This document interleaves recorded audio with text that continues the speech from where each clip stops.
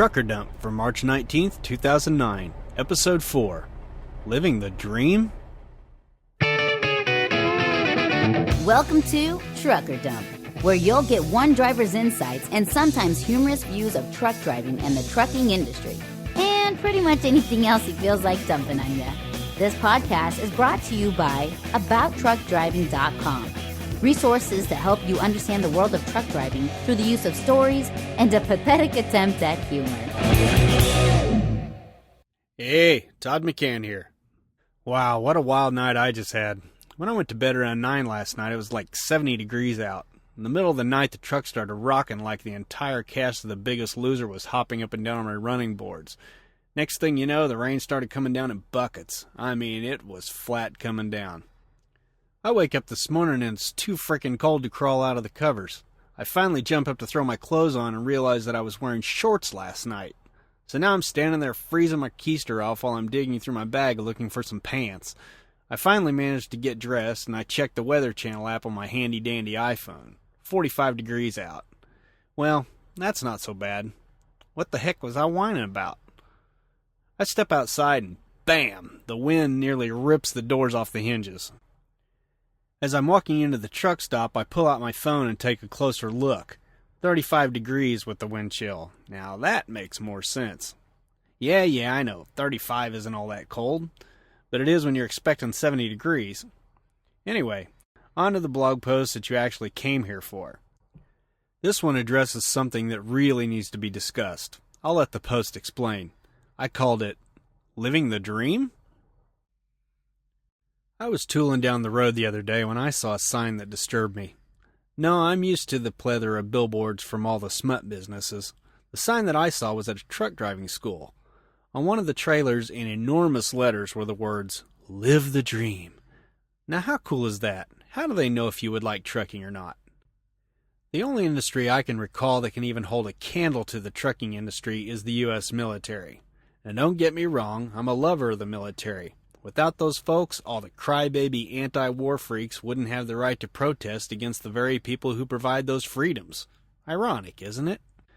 Still, the armed forces have been touting the Live the Dream mantra as long as I can remember.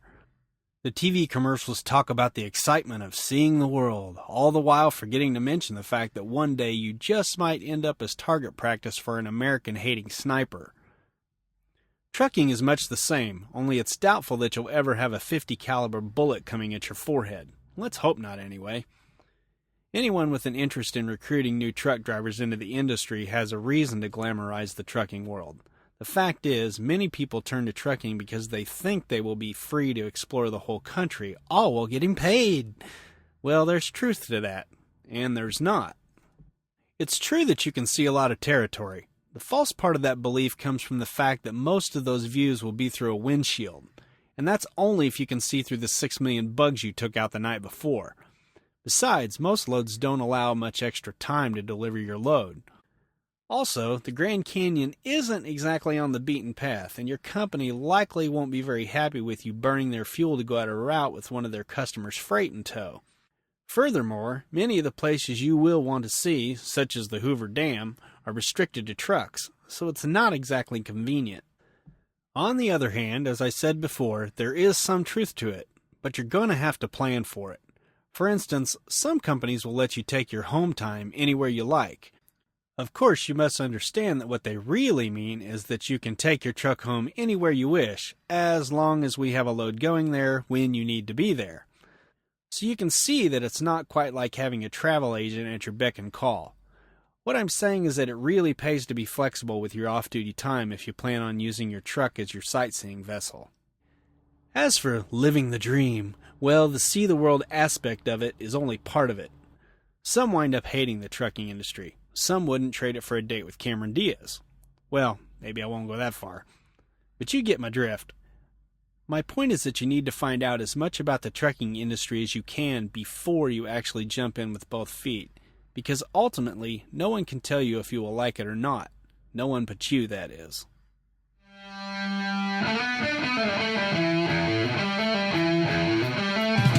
So what do you think? Is trucking living the dream or not? Or is it all in the eye of the beholder? Voice your opinion by typing TD4 into the search bar at abouttruckdriving.com, finding the post, and sharing your thoughts in the comments section. I can also be reached by email at truckerdump@gmail.com if you've got additional questions or suggestions for the podcast. And since I spend so much time on Twitter, I guess I should give you that info too. I'm at Todd McCann over there. That's 2 D's, 2 C's, and 2 N's. No spaces. If you're even half enjoying these podcasts, I'd sure appreciate you giving the show a review on iTunes. Thanks. So until next time, drive safe and stay out of my way.